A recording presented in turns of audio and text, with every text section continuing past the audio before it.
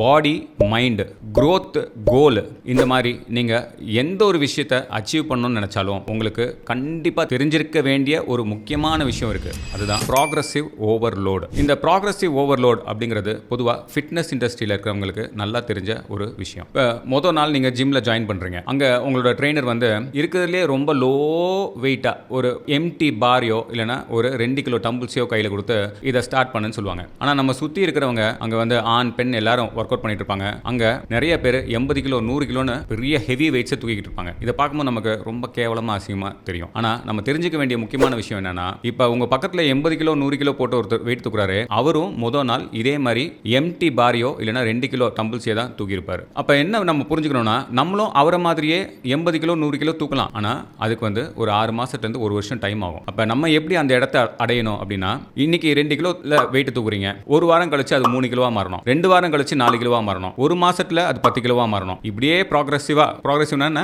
வளர்ச்சி ப்ராக்ரசிவா வளரணும். அதே சமயம் லோடு வந்து கொஞ்சம் கொஞ்சமா இன்க்ரீஸ் பண்ணணும். இந்த கான்செப்டை கரெக்டாக நம்ம புரிஞ்சுக்கிட்டு செஞ்சோம்னா, அவர் எப்படி 80 கிலோ 100 கிலோ தூக்குறாரோ அதே மாதிரி நம்மளும் ஒரு நாள் தூக்குவோம். இது வந்து வெறும் இந்த வெயிட்ஸ்க்கு மட்டும் கிடையாதுங்க. நம்ம வாழ்க்கையில் எல்லா இடங்கள்லையும் இந்த ப்ராக்ரசிவ் ஓவர்லோட மறந்துடாதீங்க. நீங்க எந்த ஒரு கோல் அச்சீவ் பண்ணணும்னு நினைச்சாலும் எல்லா இடத்துக்கும் இதே ஃபார்முலா உண்மையிலே வரும். உங்களோட மைண்ட் சம்பந்தப்பட்டதா இருந்தாலும் சரி, உங்களோட பாடி சம்பந்தப்பட்டதா இருந்தாலும் சரி, இல்ல நீங்களா இமேஜினரியா ஃபிக்ஸ் பண்ணக்கூடிய ஒரு கோலா இருந்தாலும் சரி, எல்லாத்துக்குமே இந்த ப்ராக்ரசிவ் ஓவர்லோட நீங்க ஆழமா சும்மா இன்ஃபர்மேஷனா வச்சுக்காம உங்களோட பிலீஃப் சிஸ்டத்துக்குள்ள ஒண்ணா வச்சுக்கிட்டீங்கன்னா, நீங்க எடுத்து வைக்கக்கூடிய ஒவ்வொரு ஸ்டெப்பும் ரொம்ப அறிவானதாகவும் உங்களோட கோலுக்கு எளிமையா கூட்டிட்டு போகக்கூடிய விஷயமாவும் அது அமையும். நன்றி.